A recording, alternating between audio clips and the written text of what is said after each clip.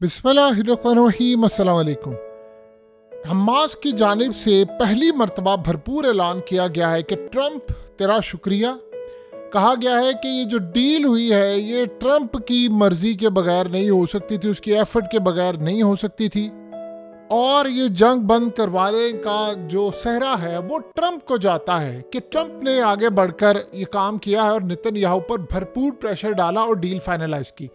लेकिन हमास ने ट्रंप को साथ एक पैगाम भी दिया है। देखिए, वार्निंग नहीं दी, पैगाम दिया है कि अगर इसराइल ने इस डील को ख़त्म किया या इसराइल ने अभी ये डील को ख़त्म करने से पहले, क्योंकि एकदम तो सारे कैदी रिहा नहीं करने, उन्होंने कहा कि अगर ये डील में इसराइल ने किसी भी वजह से, किसी एक वजह से इस डील को तोड़ने की कोशिश की, अब दोबारा स्ट्राइक किया। आपको पता है कि उन्होंने जैसे डील का ऐलान हुआ था तो 2 स्ट्राइक किए थे। उधर से ट्रंप ने धमकियां में कॉल की थी और पैगाम ये दिया था कि अब इस डील को ज़रा सा भी सबोताज किया तो नेतन्याहू को भयानक नताज भुगतना पड़ेंगे।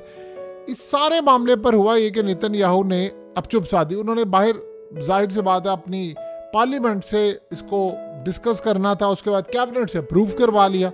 लेकिन जो इंटरेस्टिंग डेवलपमेंट हुई है कि हमास ने अब ये कहा है एक भी स्ट्राइक हुआ तो ये आपके जितने कैदी हैं ये कफन में जाएंगे। उसे कहा कि अब आप लोग ये बात अच्छी तरह समझ लें, ये तमाम फैमिलीज को हम कह रहे हैं, आपके घर वाले जिंदा हैं, लेकिन अगर हमारे किसी भी बंदे को मारा गया, किसी भी फलस्तीनी को स्ट्राइक किया गया, हम इन सबको मार देंगे और ये तमाम के तमाम जितने भी लोग हैं वो कफन में फिर आपके पास आएंगे, और हो सकता है कफन भी ना आपको मिले, फिर आप उनको दफनाते फिरना, जो मर्जी करना, और इसका ब्लेम याद रखना फिर नेतन्याहू उठाएगा। और ट्रंप को उन्होंने धमकी नहीं दी, ट्रंप को पैगाम दिया है कि तुमने डील फाइनलाइज करवाइए, हम तैयार हैं तुम्हारी तमाम शराइत को मानने के लिए, तुमने काम करना है। कतर ने उधर से बड़ी इंटरेस्टिंग बात की है। उन्होंने कहा है कि 2023 दिसंबर, यानी उस वक्त आपको पता अक्टूबर में हमला हुआ था, तो अक्टूबर में हमले के तकरीबन आप समझ लें 2 महीने के बाद उन्होंने कहा कि नेतन्याहू ने उस वक्त सबने डील फाइनलाइज करके साइन कर दिए हुए थे, लेकिन उसके बाद इन लोगों ने किसी से जंगबंदी नहीं की और एग्जैक्टली वही प्रपोजल अब सामने आया है और इसको फाइनलाइज कर लिया। तो ट्रंप को सारे का सारा सेहरा जाता है। लेकिन इस सूरत हाल के अंदर अब मामला ये हुआ है कि ट्रंप को बड़ा क्लियरली जो पैगाम दिया है उसके बाद एक सलामी पेश की गई है, और ये सलामी बड़ी इंटरेस्टिंग है। ये सलामी आई है यमन की जानिब से। यमन ने इजराइल पर 4 हमले कर दिए हैं। यानी आप ये सोचे, डील फाइनलाइज होने के बाद यमन पर अब जिम्मेदारी थी कि वो हमला ना करते, लेकिन उन्होंने एक जवाब दिया है, बड़ा ज़बरदस्त जवाब इसलिए दिया है कि इन्होंने गजा पर बमबारी की है 2 जगह पर। तो उन्होंने काम ये किया है कि 4 हमले कर दिए हैं, और अमेरिका पर ये जो 4 हमले हुए हैं, यानी अमेरिका पर भी 4 हमले उन्होंने किए हैं और उन्होंने इजराइल पर भी तकरीबन 4 हमले किए। उन्होंने कहा कि हमने इनके एयरक्राफ्ट कैरियर को हिट किया है मिसाइलों से, ड्रोन से, और इसके बाद उन्होंने ड्रोन्स मारे हैं इजराइल के ऊपर। अब इजराइल को उन्होंने पैगाम क्या दिया साथ, उन्होंने कहा कि अगर तुमने डील किसी भी वजह से सबोताज करने की कोशिश की, डील को तोड़ने की कोशिश की, तो फिर वो जो मिसाइल हमने नहीं चलाए वो इस दफ़ा चला देंगे और भरपूर तुम्हें जवाब दिया जाएगा। देखिए, ये ऐसी सूरत हाल है कि पहली दफ़ा ये मामला हुआ है कि उन्होंने अमेरिका पर भी हिट किया है, उन्होंने इजराइल को भी हिट किया है, और दोनों को हिट करके उन्होंने पैगाम ये दिया है कि अगर ये जंग बंदी अब किसी भी वजह से नेतन्याहू की जानिब से तोड़ी जाती है तो फिर एक चीज़ आप ज़हन में रखना कि हमारे मिसाइल होंगे, फिर इजराइल के शहर होंगे और अमेरिका के एयरक्राफ्ट कैरियर्स होंगे। ट्रंप असल में इस बात से बहुत ज़्यादा परेशान है। वो ये समझता है कि जो छोटी छोटी ताकतें हैं ये हमें नुकसान पहुंचा रही हैं, हमें बहुत ज़्यादा तबाही पहुंचा रही हैं, हमें इनसे लड़ाई नहीं करनी चाहिए। अब मिसाल आप इसकी ये ले लें कि अफ़गानिस्तान के अंदर उसने बड़ा क्लियरली कहा था कि इस्टेब्लिशमेंट के गोल हो रहे हैं, वो तो जर्नैल डॉलर कमाना चाहते हैं, पैसा कमाना चाहते हैं।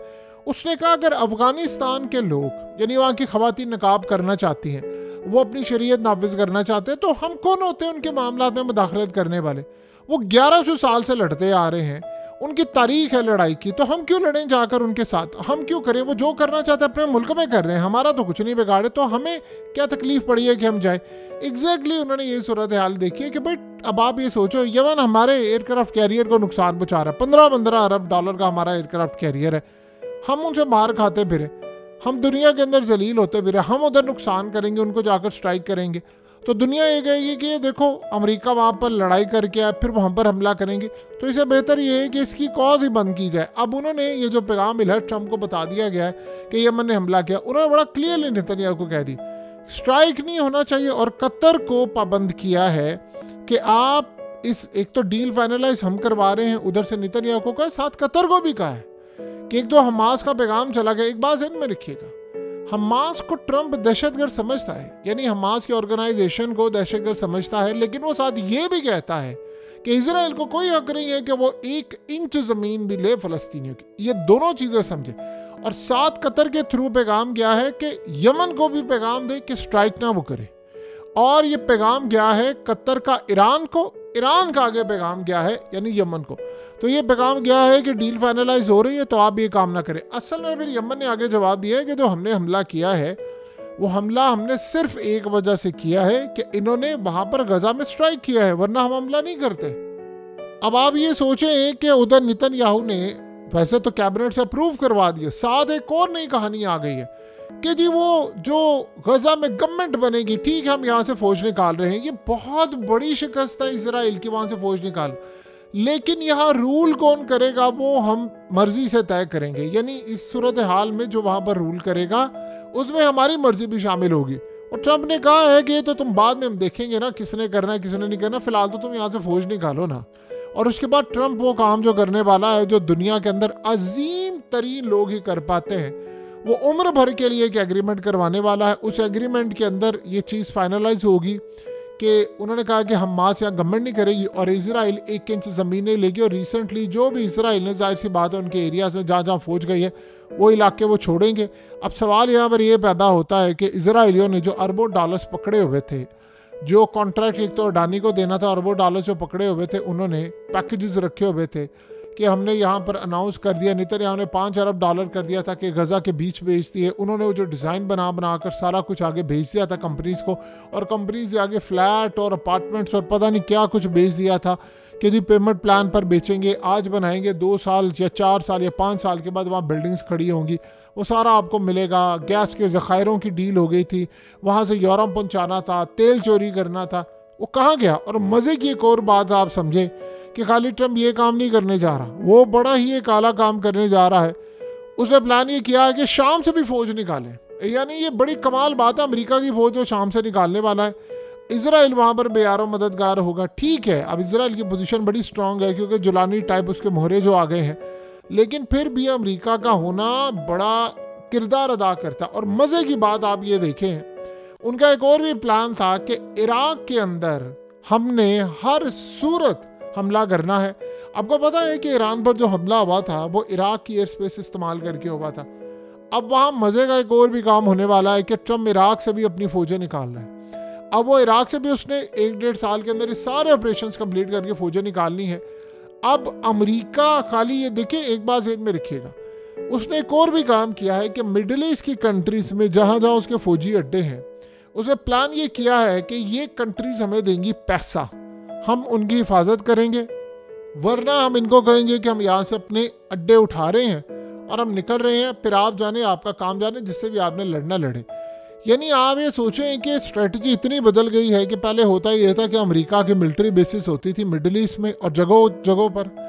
अब अमेरिका की फौजी अड्डे नहीं होंगे, अब ये खुद हिफाजत करेंगे। वो कहता है जिसने हिफाजत करवानी है नोट दे, हमें डॉलर दे, हम किसी के बाप के मुलाजिम नहीं है कि मुफ्त में जाए और ये काम करे, हमें पैसा दो, हमें चीज़ें दो, तो फिर ये काम होगा, अदरवाइज ये काम नहीं होगा। ये इतनी कमाल चीज़ है कि आप उसका अंदाज़ा नहीं कर सकते कि अब अमेरिका विलिंग ही नहीं है। पहले होता ये था कि अमेरिका के मफादात थे, स्मगलिंग और ये सारा काम कर रहे हैं। वो कहते हैं कि हमें तकलीफ़ क्या है हम लोगों के मामलात में बोले।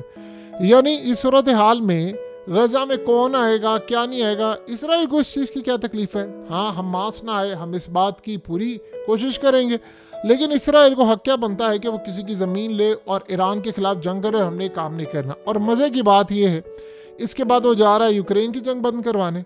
उससे भी ज़्यादा मज़े की बात यह है कि ईरान के साथ एक वो मुआहदा करना चाहते हैं। अब प्लान ये हो रहा है कि ईरान एटमी ताकत ना बने। ट्रम्प चाहता है हम पैकेज कोई ना दे उनको, पाबंदियां उन पर हटा लें, उनसे पाबंदियां हटा लें, और पाबंदियां हटाने के बाद हम काम कुछ इस तरह का करें कि वो रिवाइव हो और आगे बढ़ें और ये सारा काम करें। अब नेतन्याहू ने वो जो प्लान बनाया हुआ था, वो जो आपको याद है, उसने तकरीर भी की थी कि जी मैं आऊँगा और हम लोग बस ईरान में रिजीम चाहिए, तो वो सारा वो सब कुछ तितर बितर हो गया।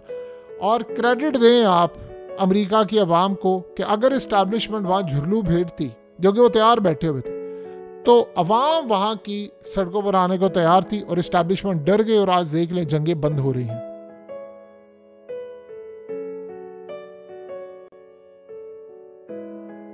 हकीकत टीवी को सब्सक्राइब करना मत भूलें, वीडियो को लाइक करें, शेयर करें और कमेंट सेक्शन में अपनी राय का इजहार ज़रूर करें।